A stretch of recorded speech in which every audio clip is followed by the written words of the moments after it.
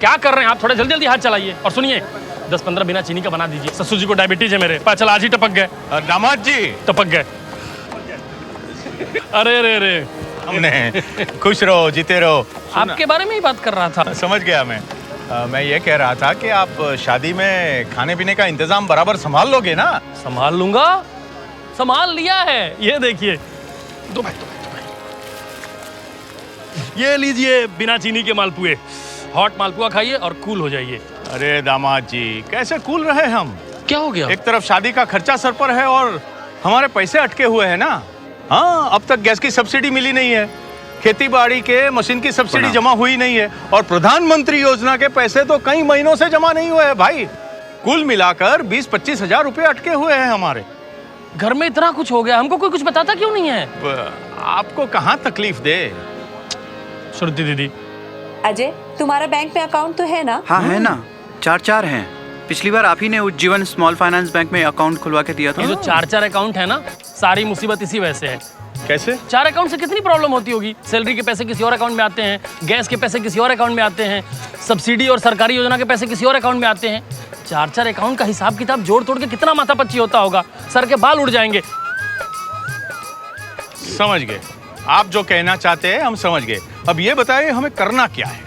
श्रुति दीदी ने जो उज्जीवन का अकाउंट खुलवाया है ना, उसको अपना प्राइमरी अकाउंट बनवाओ। कैसे?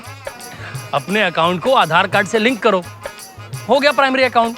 और फिर देखो कितना फायदा होता है। आपकी सैलरी उस अकाउंट में आएगी, आपका गैस का पैसा उस अकाउंट में आएगा, सरकारी योजना हो या कोई सब्सिडी, सारे पैसे उसमें आएंगे।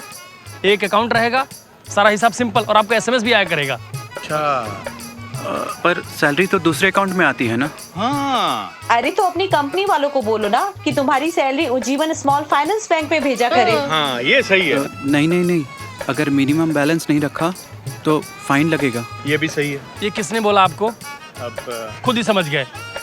अरे मेरे दुल्हे राजा, उज्जीवन स्मॉल फाइनेंस बैंक की यही खास बात है, आप इमरजेंसी में सारा पैसा निकाल सकते हैं, 1 रुपया नहीं कटेगा। समझे?